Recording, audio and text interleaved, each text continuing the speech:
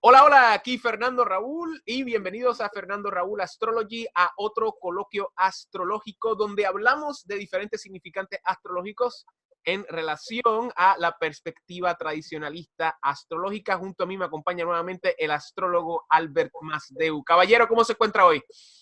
Pues muy bien hallado. Aquí nuevamente, después de un leve receso que hemos tenido estos últimos días, ya volvemos a reunirnos. Hoy con un tema pues muy polémico, ¿no? Definitivo, hoy vamos a Bueno, hablar respecto a algo que literalmente no se encuentra en la astrología tradicional. Hay personas que los incluyen, obviamente, y ese es el tema de los planetas transsaturninos. Y para aquellos que no sepan qué son los transsaturninos, escuchen esa palabra, transsaturnino. No es que eran planetas que se convirtieron en Saturno, no son planetas trans. Lo que significan son que son más allá de Saturno. Y obviamente nos referimos a los planetas de Urano, Neptuno y Plutón. Urano descubierto en el 1781 por William Herschel, un astrónomo, no sé si, quizás era astrólogo, pero yo sé que es astrónomo, por lo menos, británico. Tengo entendido que era amigo de Isaac Newton. En adición a eso, Neptuno, que fue descubierto en el 1846, pero en tradición neptuniana hay mucha debate porque hubo un astrónomo alemán y uno francés y parece que uno lo descubrió antes que el otro y hubo como que un dilema ahí que es muy tradicional de las cualidades neptunianas y Plutón que finalmente fue descubierto por un astrónomo americano en el 1930. Y subsiguientemente también podemos incluir los adicionales transaturninos que se han descubierto en el siglo XX y siglo XXI. Entre ellos, recalco Makemake, que es un objeto transaturnino del cinturón de Kuiper Belt, ¿verdad? Que ahí es donde está Plutón. Makemake es más pequeño que Plutón, pero es significativo. Y es por tal razón que en los últimos años se han suscitado debates en relación a la cualidad de Plutón como planeta, porque se han descubierto muchos saturninos muy parecidos a él, ¿verdad? Y ahí es que entra este debate, Plutón es un planeta, no es un planeta, es un planetoide, ese tipo de cosas. Ahora bien, ¿qué tienen que ver los transaturninos con la astrología? Un arte y una ciencia que lleva milenios, quizás mucho más de lo que la academia nos quiere decir, según la Yotisha, la astrología tiene 16.000 años. ¿Qué tienen que ver los transaturninos que nada más tienen 250 años, desde Urano para acá, más o menos, con la astrología? ¿Qué podemos hablar respecto a la presencia de estos orbes que están ahí? O sea, por lo menos Urano y Neptuno son planetas que están ahí y que forman órbitas como los demás planetas a lo largo de la eclíptica. Claro, no se pueden ver con el ojo, por eso fue que fueron descubiertos hace poco tiempo, porque fueron descubiertos con tecnologías ópticas de telescopios y ese tipo de cosas. Albert, ¿cómo podemos empezar este coloquio controversial hasta cierto punto?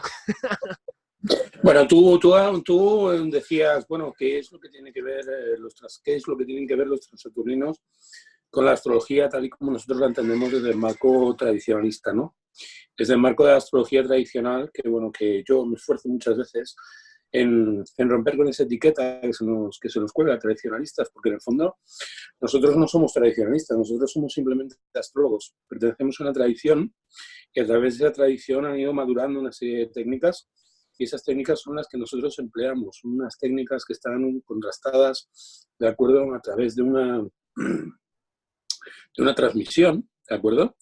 Y que han ido madurando a lo largo del tiempo. Entonces, tú estabas comentando que qué tienen que ver los transaturninos con la astrología. Pues básicamente lo mismo que tiene que ver la balística con el arte de la espada samurai japonesa, ¿de acuerdo? O lo mismo que tiene que ver la pólvora, lo mismo que tiene que ver la pólvora con el arte de la esgrima, ¿no? O sea, nada, no tiene nada que ver. O sea, son cosas que se usan finalmente para lo mismo, pero que responden a unos paradigmas completamente distintos, ¿no? Bello, Son unos bello, paradigmas completamente diferentes. bello. Es cierto que las pistolas, las escopetas, de acuerdo, se usan para la guerra, ¿vale? Lo mismo que la espada de samurái. Pero la técnica del samurái es una técnica pues que está consagrada a unos principios, a una ética, un paradigma, una manera de entender el universo, una manera de ver la Bushido. vida. Y sin embargo, lo que representó pues la introducción de este tipo de armas, ¿de acuerdo? Dentro del paradigma de la guerra japonesa, ¿no? Pues supuso una ruptura muy importante. Ahora bien, siempre que estamos hablando de técnicas tradicionales, y prácticamente las hay en todas las ramas del conocimiento humano, la comprensión de lo que son esos mimbres sobre los que se edifican y la comprensión también de las reglas son muy importantes y de hecho son la base de que funcionen. Lo he comentado muchas veces, o sea, las técnicas en general no periclitan, no prescriben. Y ese factor es muy importante de tener en cuenta. Y lo podemos comprobar siempre que estamos hablando de la diferencia entre técnica o tecnología y ciencia, ¿no? O sea, la ciencia dentro de 200 años, pues probablemente la ciencia se moverá por otros paradigmas completamente diferentes.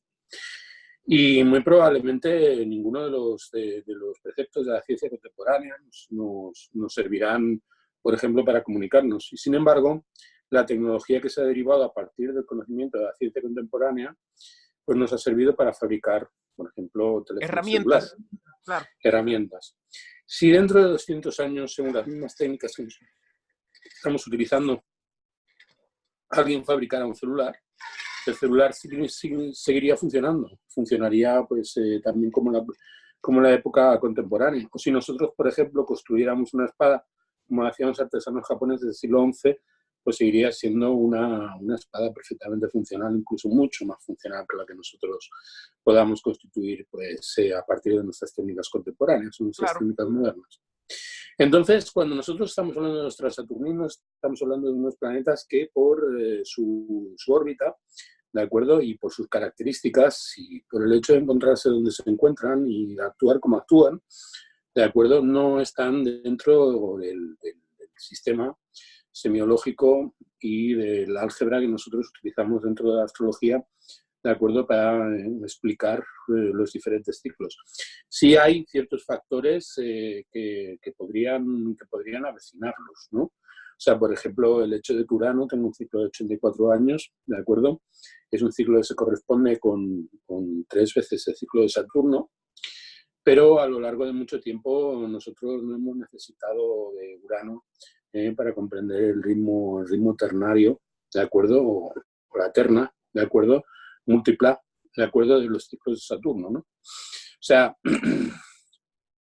y lo mismo pasa con Neptuno, que también tiene múltiplas, o sea, también tiene una órbita que es múltiplo, ¿de acuerdo? De ciertos movimientos de ciertos planetas, de los que algunos astrólogos tradicionalistas, entre comillas, se han valido un poco para ir introduciéndolos, ¿de acuerdo? Dentro de nuestra práctica, ¿no? O sea, como relacionando los ciclos de los planetas transaturninos con los ciclos de otros planetas que se encuentran dentro del ámbito de nuestro sistema solar. Se refiere a lo que es la teoría de las octavas, ¿verdad? De asociar por analogía los planetas interiores con los transaturninos, decir de que Urano es la octava mayor de Mercurio, Neptuno es la octava mayor de Venus, bueno, y Plutón es la octava mayor de Marte. No sé si a eso es lo que se refiere.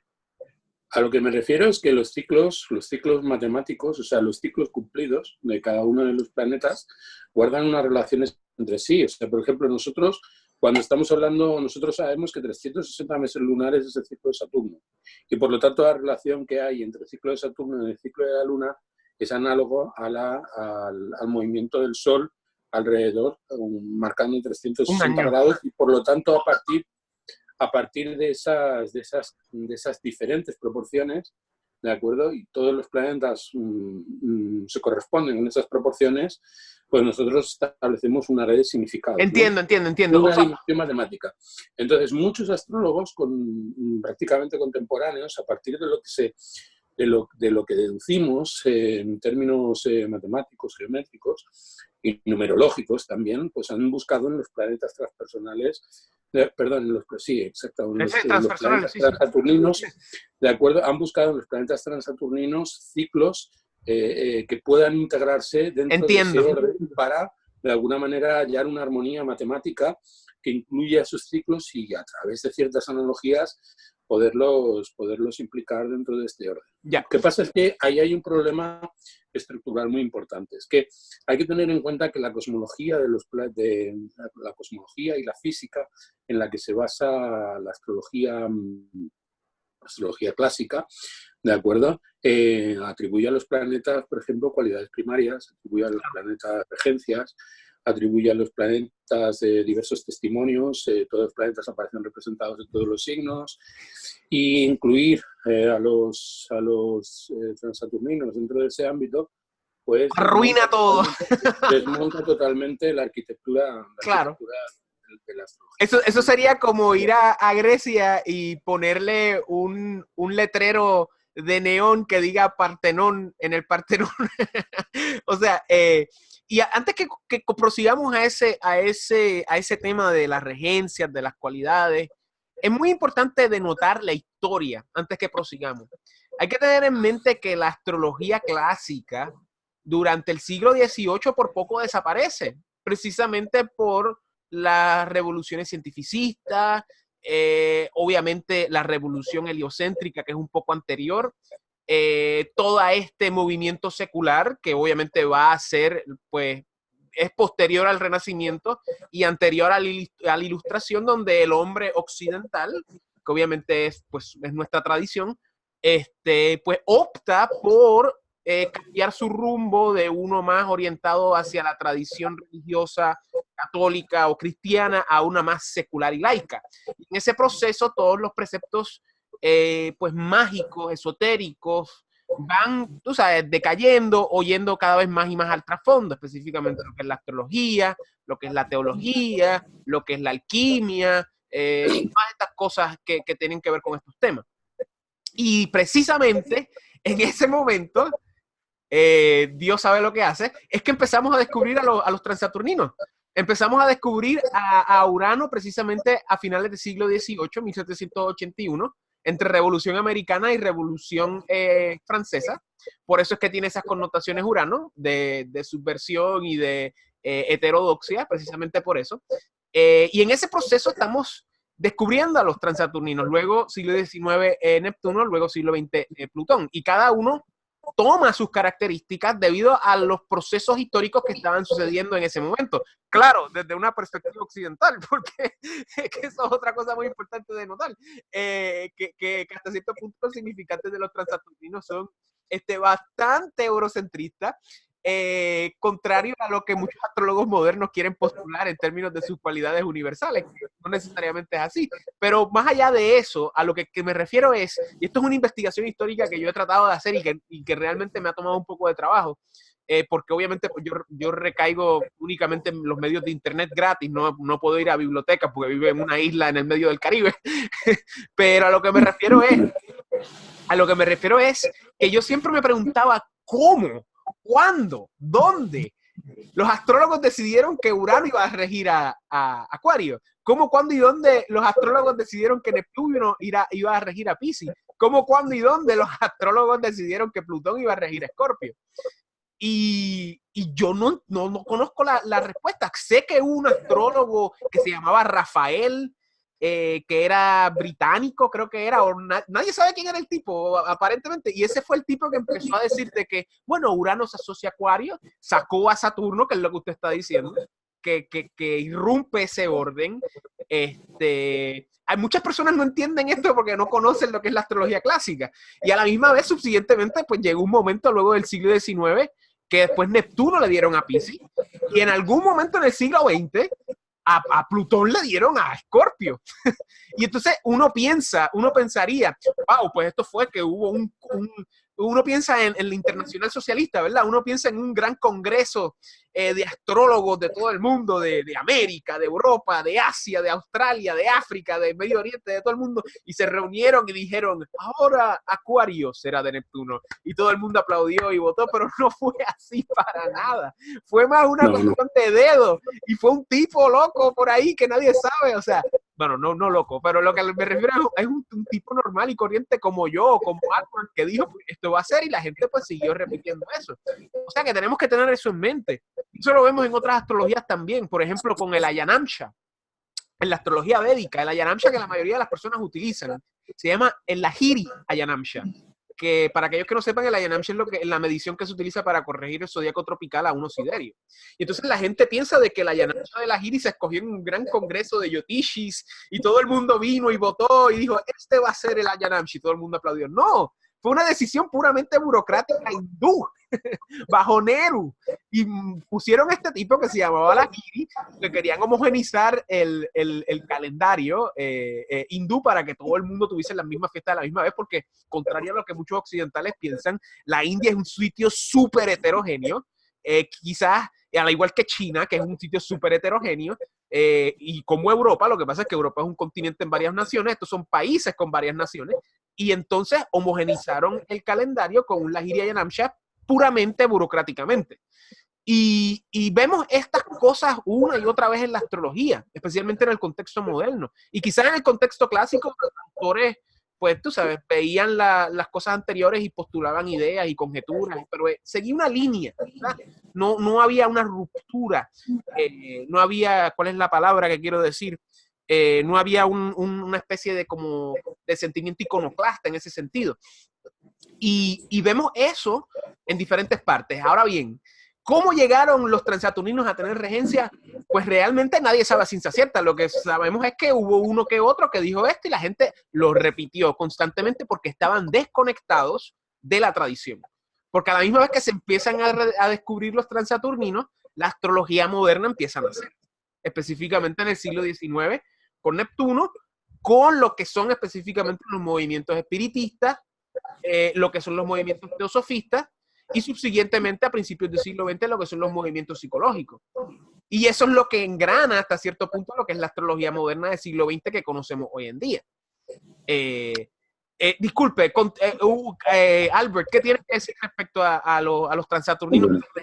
Porque eso es otra cosa, no hemos hablado de las cualidades, porque ni Neptuno, ni Urano, ni Plutón tienen cualidades, o sea, cómo, o sea, qué aberración, ¿verdad? No podemos hablar de sus cualidades primarias, porque sus cualidades primarias, pues no sabemos si son cálidos, si son fríos, si son húmedos, si son secos.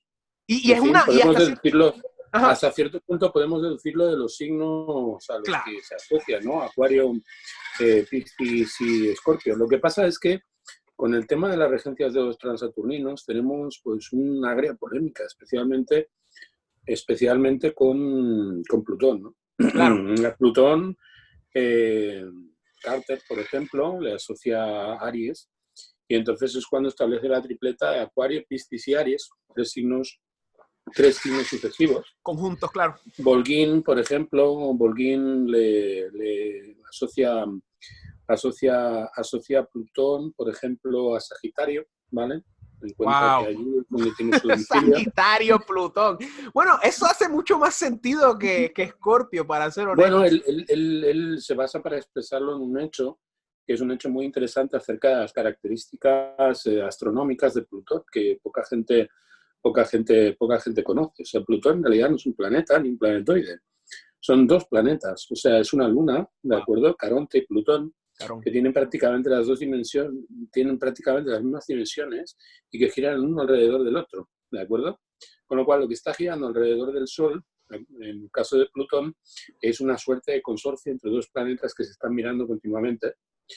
Y yo recuerdo cuando estudiaba los transaturninos, que hubo un largo periodo de tiempo que me dediqué a su estudio, de acuerdo que cuando escribían, o sea, hay un diagrama de Jung que se refiere a la construcción del inconsciente profundo y los diversos niveles de la psique, en donde marca una topología establecida a partir de dos núcleos, ¿no? Y esos dos núcleos que giran uno alrededor del otro, formando una suerte de danza, ¿de acuerdo? Alrededor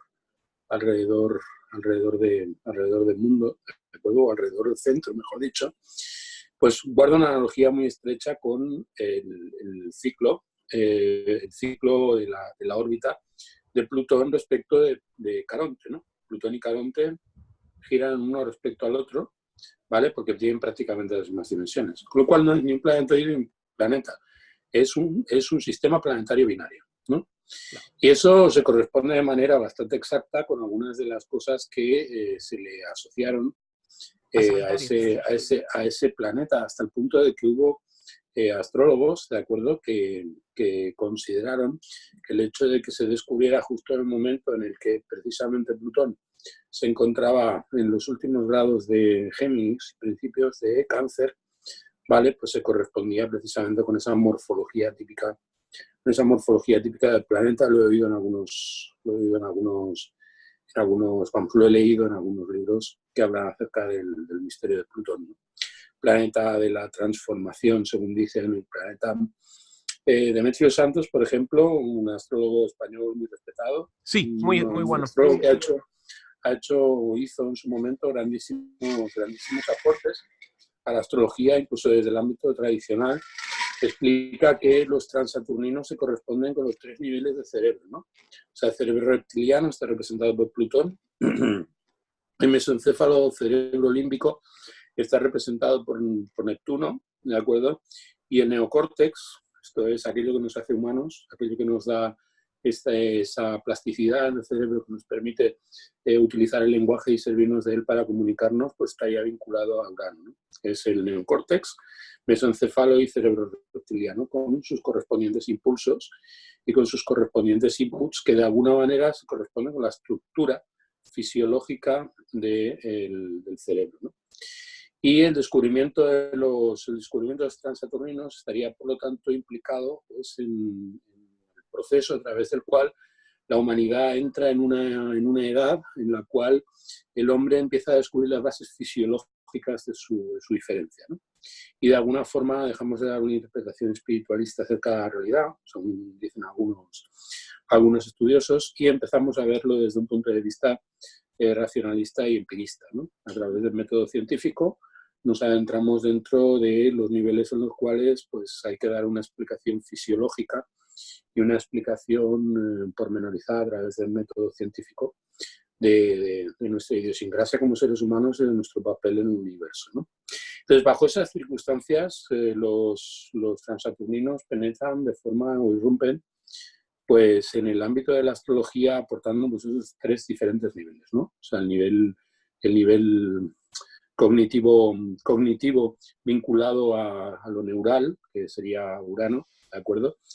El nivel más límbico, más vinculado a la capacidad que tiene el ser humano de establecer un estado de fase recíproco, la comunicación a través de los sueños, la comunicación a través de las diferencias osmóticas en cuanto a nuestras envolturas energéticas, que estaría vinculado a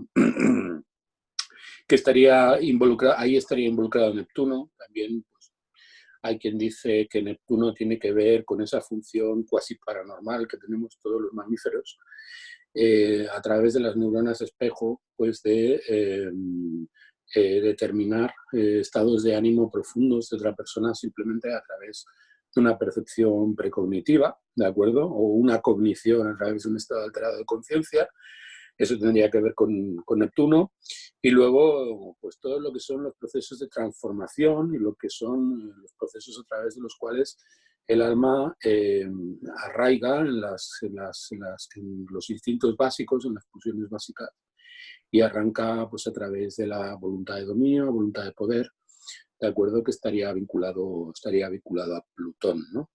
Entonces, bueno, esos 3 significadores, pues, también están hasta cierto punto representados en la estructura del árbol sefirótico, ¿no? O sea, nosotros contemplamos y asociamos cada una de las sefirots a un planeta, ¿de acuerdo? Viendo, pues, la base, Cabalística.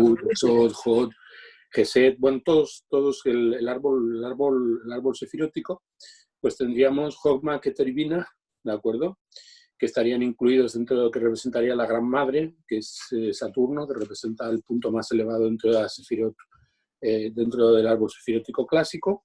Pues tendríamos que Plutón representaría a Da'at, o sea, la sefirot oculta, ¿de acuerdo? Tendríamos Keter y Jogma, que representarían Neptuno Y Vina. y Urano, ¿de acuerdo? Ah, ok. O sea, Keter sería... Keter Dat, o sea, la Sefirot oculta sería Plutón. Ah, claro, la de la 11, claro, a la claro, la izquierda pulsa. Binaj, ¿de acuerdo? Binaj sería, sería Urano, Y ¿de Hawkman. acuerdo? Y Hokmah sería Neptuno. Y tendríamos la fuente, ¿de acuerdo? Que No nuevamente, esto es un mejunje, esto es un mejunje porque esto es algo nuevo. O sea, es como que coger algo viejo, la cábala, y ponerle algo nuevo, que son los planetas transaturninos. Coger algo viejo, la regencia, y ponerle algo nuevo, que son los transaturninos. A la misma vez, y por si acaso, con la cábala, tú sabes, la cábala ha sido el ejemplo perfecto de esto, porque todo el mundo le pega cosas a la cábala y todo el mundo pega la cábala a otras cosas. A tal punto que hay influencia cabalística, por ejemplo, en cosas tan aleatorias a la cabala como, por ejemplo, la santería aquí en América. O sea, sí. la cabala, el misticismo cabalístico se ha pegado a todo. Pero vemos también diferentes técnicas. Es extraordinariamente infeccioso. O sea, todo lo que toca cabalístico. Figurativa y literalmente. Sí, sí, tiene una capacidad de impregnación sorprendente. Claro, la candición moderna es cabalística hasta cierto punto, claro. Eso es otro tema muy interesante que nos podemos meter, pero adelante, disculpe, pero prosiga. Tenemos, por lo tanto, una sopa muy nutrida, de acuerdo, de ingredientes, a través de los cuales a lo largo de estos últimos 250 años pues se ha manejado la irrupción de estos nuevos fenómenos, de acuerdo, dentro del ámbito de la astrología, que evidentemente han podido hacerlo porque las bases astrológicas tradicionales estaban, de acuerdo, pues estaban olvidadas, de acuerdo, no eran consideradas ya en los últimos tiempos, a lo largo del siglo XVII. Evidentemente la astrología clásica había entrado en un proceso de apoptosis, o sea, de destrucción, ¿vale?, de sus bases, que bueno, que sería muy interesante hacer un análisis y explicarlo y tener un debate. Definitivo, eso lo podemos hacer en el pormenorizado acerca de por qué una cosa que funcionaba tan bien, ¿de acuerdo?, como la astrología árabe y que irrumpió en Occidente de una manera tan exitosa a lo largo del siglo XIII, siglo XIV, siglo XV, pues paulatinamente se va debilitando. O sea, las razones pues pueden ser múltiples, ¿no? O sea, la incomprensión acerca de muchas de las técnicas que aportaron los árabes. ¿La ilustración? Bueno, la ilustración es un fenómeno que irrumpe dentro del ámbito de la cultura, ¿de acuerdo? Como un nuevo paradigma, cuando ya evidentemente el paradigma antiguo sobre el que se basa la astrología ya estaba muy debilitado, ¿de acuerdo? O sea, en realidad la ilustración no rebate los principios de la astrología. O sea, por ejemplo, cuando nosotros estamos hablando, yo recuerdo una discusión que mantuve con un astrólogo que le daba a Neptuno, por ejemplo, la regencia de Leo, ¿de acuerdo? Y ya, bueno, ya fue la gota que colmó el vaso, y ya entonces entré a saco para tratar de ponerle un poco de orden, ¿no? Claro. Neptuno, todavía ha tenido... Pero la ilustración sí irrumpe en el marco tradicional astrológico en el sentido de que es un movimiento secular humanista. Es un movimiento secular humanista, pero hay que tener en cuenta que aquello es lo que apela precisamente a la ilustración contra las corrientes oscurantistas, ¿de acuerdo? O sea, contra el oscurantismo, es precisamente una petición de parte de esas diferentes disciplinas turbias, oscuras, ¿de acuerdo?, mágicas, a que reconstituyeran un lenguaje denotativo, o sea, un lenguaje científico, un lenguaje basado en la metodología del discurso racionalista, epistemológicamente consistente. Claro. Y precisamente si por algo se destacó la astrología y desde el principio de los tiempos, fue por ser un valladar, o sea, un valladar de la epistemología, o sea, un principio epistemológico de lo más lúcido. Con lo cual, hasta cierto punto, si la astrología hubiera estado en su mejor momento, esto es, si a lo mejor quien hubiera defendido la astrología de esos embates hubiera sido Al-Kindi, hubiera sido Al-Khayyat, hubiera sido... no sé, cualquiera de los científicos árabes del siglo VII, del siglo VIII, del siglo IX, pues a lo mejor los que hubieran quedado como oscurantistas son los racionalistas que hasta cierto punto eso, bueno, desde mi perspectiva, ellos eran los oscurantistas.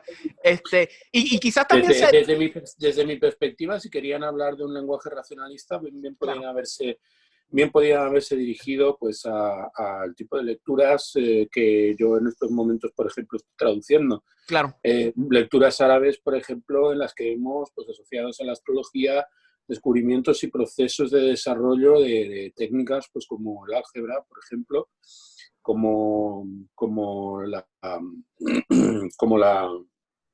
geometría, de acuerdo, como las matemáticas avanzadas en el ámbito de la astrología árabe, porque en realidad fueron inventos que se aplicaron en un primer momento a cuestiones astronómicas. En aquel momento la astronomía y la astrología no estaban claramente diferenciadas. Claro, no había un divorcio. El lenguaje de la astronomía nunca ha dejado de ser un lenguaje astrológico, a pesar de que se hayan olvidado las raíces y los fundamentos, ¿no? Entonces, lo que representó la ilustración es más bien una lucha contra otras tendencias, ¿de acuerdo?, que se desviaban a partir de lo que fue en un momento dado la irrupción de la astrología en el mundo moderno, ¿de acuerdo?, pero no propiamente a la astrología como lenguaje científico, ¿no? Como un lenguaje científico que fue desde prácticamente sus primeros tiempos. Y a la misma... disculpe. Adelante usted. Hay que tener en cuenta que muchas veces ahora, cuando algunos astrólogos contemporáneos debaten con nosotros debatimos con algunos astrólogos contemporáneos, ¿vale? Muchos de ellos aducen a que nosotros estamos continuamente pidiéndoles explicaciones en el sentido de que deseamos que ellos justifiquen de una manera racional y lógica, de acuerdo a lo que es irracional e ilógico, o la vertiente puramente analógica que tiene un lenguaje simbólico, ¿no? Claro. Entonces ellos se convierten en los irracionalistas, en el sentido de que nosotros sí abordamos epistemológicamente la cuestión de dar cuenta de por qué los factores astrológicos tienen las valencias que tienen y por qué las técnicas que nosotros utilizamos son unas técnicas consistentes y no son unas técnicas que se basen en metáforas abiertas ni en principios de analogía pues salvajes, ¿no? Y precisamente los transaturninos es el ámbito en el cual esas analogías se han desbocado completamente. Desbordado a un nivel apocalíptico. O sea, completamente, pero es que por analogía lo que se ha hecho con los transaturninos se ha introducido dentro de el nivel de comprensión de lo que son los planetas del septenario. Y de alguna manera se han transpersonalizado. Ha dado en el clavo ahí. Los planetas del septenario, ¿no? Yo recuerdo cuando estudiaba... Y no solo eso. Ok, dale, usted primero. Es que se me olvida, voy a copiar. Yo recuerdo cuando estudiaba astrología psicológica, que leía los libros de Liz Green, de Howard Sass-Portas, de Richard Idemont, y yo recuerdo ellos tenían un libro sobre los transaturninos, donde abordaban en profundidad, pues de manera muy vetusta, o sea, a través de largas tiradas, ¿de acuerdo?, lo que representaban simbólicamente sus planetas. Y después de abordar el tema de los transaturninos, Howard Sass-Portas escribió un libro, ¿de acuerdo?, sobre los planetas personales, sobre los planetas rápidos, los planetas que quedan más acá, ¿no? Y decía, pues hasta cierto punto nos vemos como obligados, ¿de acuerdo?, a recurrir a dar una explicación de los planetas tradicionales de toda vida, ¿de acuerdo?, que tienen muchísimo menos incidencia al nivel de la psicología profunda y que como se mueven en el nivel de lo cotidiano, pues, por decirlo hasta cierto punto, son no la base profunda de la astrología, sino una base puramente superficial y de andar por casa, ¿no? Entonces es darle completamente la vuelta al sentido de lo que es la astrología en sí misma, ¿no? Claro. Y desde cierto punto de vista, la astrología moderna se ha convertido en una astrología transpersonal. Y mucha de la astrología, tal y como se vende, ¿de acuerdo?, en los ambientes más serios, ¿de acuerdo?, es astrología transpersonal. La astrología de Huber, ¿de acuerdo?, la astrología humanista.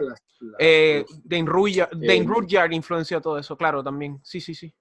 sí, las de la teosófica, la escuela arquetipal, palabra astrología También arquetipal. la astrología antroposófica de Rudolf Steiner, posterior a ella, o sea, todas más o Sí. menos es la misma cosa. Pero en esencia, o sea, yo lo que las considero es, usted lo dice transpersonal, pero realmente es astrología iconoclasta.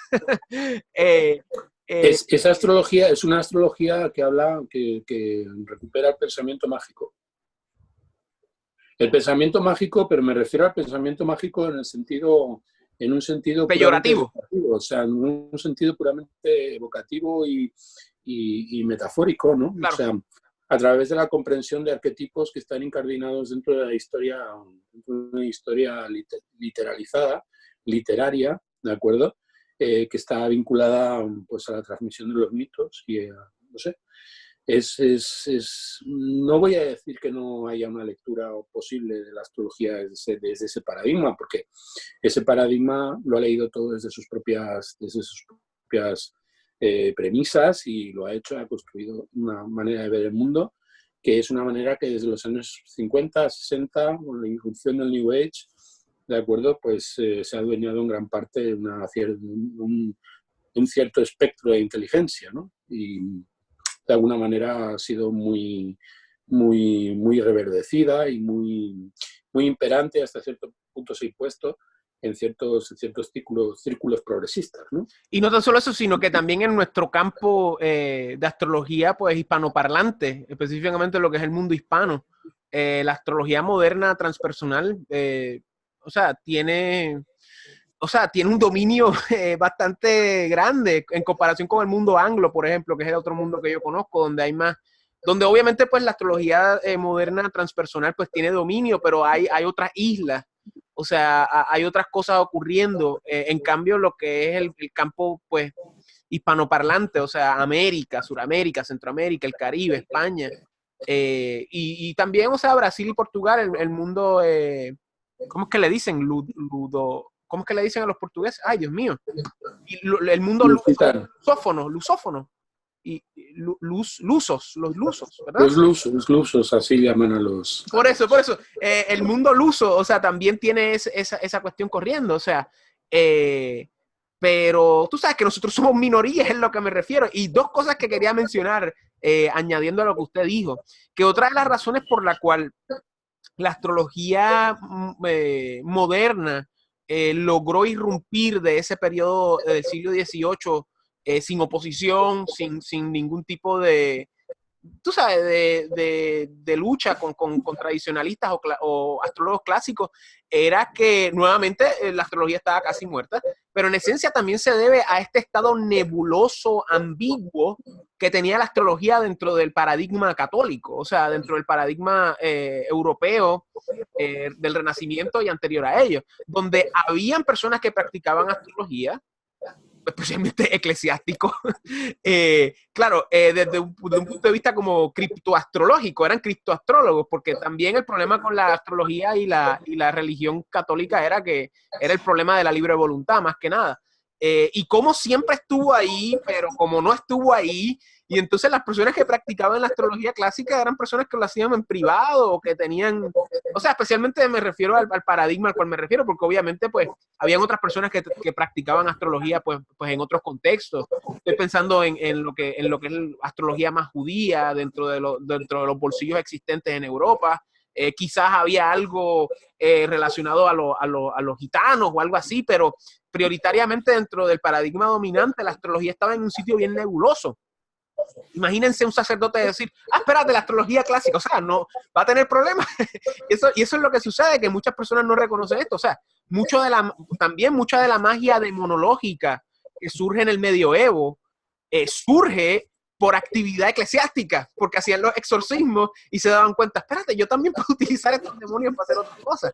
O sea, y vemos que todo eso está en un sitio bien nebuloso, porque pues en esa época pues los eclesiásticos eran las personas del conocimiento, para bien o para mal o para bien. Y entonces ese lugar nebuloso pues permitía que todas estas cosas pues se olvidaran y estas cosas nuevas resurgieran en un sentido pues iconoclasta de cortar con la tradición y decir esto es lo nuevo. Claro, ahora en el siglo XX con el redescubrimiento del catálogo, ¿cómo es que se llama? El catálogo Astrologicum, donde están todos los libros viejos de astrología árabe, latina y los códexes en las librerías, sí. en las bibliotecas, disculpa. ¿Librerías o bibliotecas? En las bibliotecas europeas también. Europeas. Tienes la irrupción de la Yotisha en Occidente, tienes también ahora Project Hindsight y esta cepa nueva del Renacimiento, el Internet. O sea, el renacimiento de lo que es la astrología clásica está empezando a demostrarle a las personas de que, miren, vamos a ver de nuevo a los transaturninos. Ahora bien, yo no soy de estos recalcitrantes que piensan que los transaturninos no sirven para nada. Yo pienso que Neptuno y Urano hay algo ahí. O sea, especialmente en lo que es la astrología mundana. Pero ¿qué es? Yo no sé.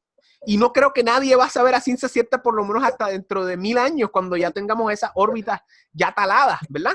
No sé si tiene alguna opinión respecto a esto. Los transaturninos evidentemente tienen cierta influencia. Existe una influencia que está vinculada a sus ciclos, ¿de acuerdo? A sus ciclos matemáticamente establecidos, y muy probablemente habría que hacer un estudio o escribir algún texto en donde esas influencias quedaran puestas de manifiesto y se explicaran desde un punto de vista astrológico por qué esos planetas pueden tener hasta cierto punto influencia. Claro. Aunque el tema de las influencias planetarias es un tema harto polémico. Sí, y yo creo que en un primer momento deberíamos... Tiene dos siglos de debate. Claro. No, muchos más. O sea, el tema de la influencia astrológica... Digo, 2 milenios, perdón, 2 milenios me referí, perdón, disculpe. 2 milenios. O sea, 2 milenios ha estado siempre en el candelero, ¿no? Pero por encima de todo, yo creo que hubo un momento en el cual quedaron canceladas todas esas polémicas, ¿no? Y hasta cierto punto donde la astrología se asentó y generó sus más conspicuos frutos, o sea, donde fue ilustremente alzada hasta los más altos niveles de prestigio en cuanto a una técnica que era utilizada por reyes, por hombres, y que sirvió pues para constituir pues grandes ciclos históricos. O sea, la astrología contribuyó a crear imperios, ¿no? Y los astrólogos estuvieron involucrados, de acuerdo, en esos momentos, en esos procesos. La fundación de Bagdad, por ejemplo, claro. Por ejemplo, la fundación de Bagdad, de acuerdo, y otros muchos eventos en aquel tiempo. En aquel tiempo se hablaba de la influencia planetaria en unos términos que nos parecerían muy modernos y muy basados en principios racionales y científicos, metodológicamente hablando, y dando una explicación puramente naturalista y puramente desvinculada de cualquier tipo de elemento oscurantista o mágico, ¿no? Hay que decir, hay varios factores que son muy paradójicos respecto de los transaturninos, ¿no? O sea, por un lado, los transaturninos son los planetas mágicos, por decirlo de alguna manera. O sea, ahí están las tres figuras. O sea, está la figura del mago, ¿de acuerdo? Urano, la figura del místico, ¿de acuerdo? Y la figura del salvaje o la figura del demoníaca, ¿no? El demonio, ¿no? La figura de Plutón, ¿no? El guardián del Tártaro, ¿no? Entonces, en la astrología, esos elementos, esos arquetipos, no habían estado presentes nunca de esa forma. O sea, nosotros no habíamos visto irrumpir esos elementos mágicos desde lo más profundo del claustro inconsciente de los individuos, de esa manera tan brutal. O sea, es que la astrología siempre fue astronomía. Con lo cual, cuando nosotros hablamos de astrología, nosotros en nuestra escuela, o cuando nosotros hablamos desde la astrología tradicional de lo que hacemos, yo estoy seguro de que cualquier científico que nos escuchara, ¿de acuerdo?, pues no podría rebatir una clase de logos astrológico, porque estamos hablando continuamente en términos puramente astronómicos. La mayor parte del tiempo no estamos haciendo una interpretación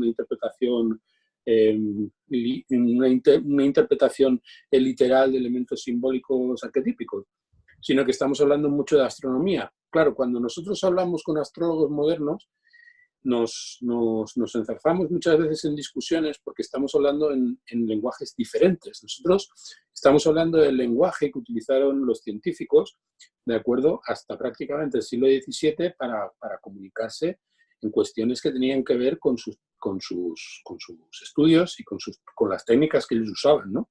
Entonces, el lenguaje astrológico clásico es un lenguaje científico, mientras que el lenguaje posterior, y además hay que tener en cuenta que la astrología moderna irrumpe con nuestras personas hasta cierto punto, ¿vale?, es completamente evocador, es completamente un alarde de poesía, ¿de acuerdo? De poesía astral, o llamémoslo como queramos, ¿no?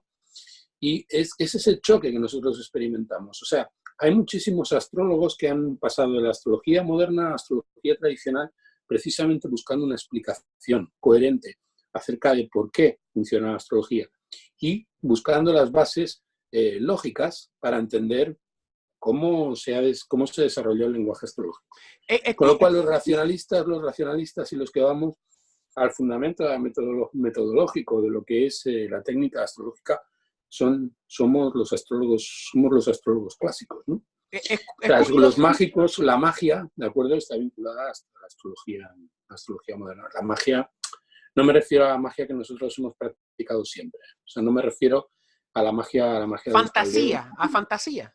Sí, a una magia fantástica, ¿no? No a la magia al Kindi, por ejemplo. O sea, nosotros, por ejemplo, tenemos un texto magnífico es sobre la influencia de los rayos astrales, ¿de acuerdo? Es un libro de Al-Kindi del siglo VIII. Al-Kindi fue un científico árabe que irrumpió dentro del ámbito de la astrología a una edad bastante provecta. O sea, fue un hombre que se inició en la astrología cuando ya había sobrepasado ampliamente, ¿de acuerdo?, su revolución de Saturno. O sea, tenía más de 30 años, ¿no? Con lo cual, de hecho, creo que llegaba hasta los 50 prácticamente. Y durante toda su vida se dedicó a estudiar ciencia, o sea, ciencias naturales. Y la manera de explicar la magia, ¿de acuerdo?, es a partir de los principios y los preceptos de las ciencias naturales. Y nosotros podemos leer sus textos y son textos naturalistas, y son textos que hablan de la naturaleza, hablan en términos aristotélicos, hablan de una visión pues, totalmente positivista de la realidad y organicista del universo y del mundo, ¿no? Y precisamente todo el lenguaje que está vinculado a los transaturninos se mueve por otros derroteros completamente diferentes, ¿no? Y por eso cuando nosotros hablamos con astrólogos contemporáneos acerca de eso, pues surgen muchos roces. Surgen roces porque nosotros estamos pidiendo justificación a aquellos que justifican lo que dicen a partir de analogías, metáforas y apelar pues, al inconsciente y a lo irracional. Definitivo. Y yo, en mi experiencia personal, para que ustedes, y yo creo que yo se lo he comentado, yo llegué a la astrología porque yo estudiaba y me topé con lo que es el mundo tradicionalista y la tradición, y yo llegué a la astrología por esa vía. Y cuando llego aquí y veo astrólogos modernos y veo que la mayoría de las personas se inician en la astrología moderna, la astrología transpersonal, que trabaja con transaturninos y otras cosas que no hemos mencionado aquí, o sea, el nivel de aberración es tal, no por el hecho de que practiquen eso, sino por el hecho de cómo se identifica, porque como usted precisamente dice, es una astrología fantástica que quieren pasar como la astrología más científica y más racional y más vulcana del mundo, cuando realmente no lo es. Y hay astrólogos modernos que notan esto y toman un camino más literalmente mágico, como usted hizo. Hemos hablado aquí de Carl Jung, de cómo él, tú sabes, trata de armonizar esta perspectiva moderna con los arquetipos, y en ese proceso él se está volviendo para el mundo tradicional. Y a la misma vez, como usted dice, muchos astrólogos modernos terminan en la astrología tradicional, pero yo nunca he visto un astrólogo tradicional que termine en la astrología moderna. Jamás, es un camino sin retorno.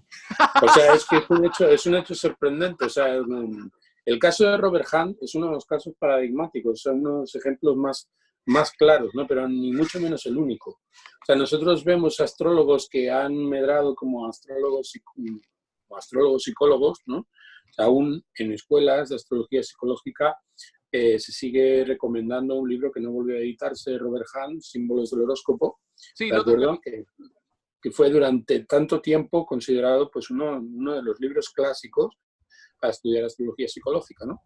Robert Hahn empezó con el proyecto Insight, empezó a investigar las raíces de la astrología y estuvo prácticamente 15 años en ejercer como astrólogo, estudiando precisamente para repristinarse o de alguna manera reciclarse, convertirse en un astrólogo en otros términos, ¿no? Y encontramos después de ese proceso de transformación Robert Hahn totalmente remozado, escribiendo textos de astrología antigua y traduciendo textos de astrología antigua y volviendo a ejercer como un astrólogo clásico y rehabilitando todas las técnicas clásicas y convirtiéndose en el gran apologeta, ¿de acuerdo? Y en el gran fautor y en el absoluto pope, como lo fue antes de la astrología psicológica, ahora de la astrología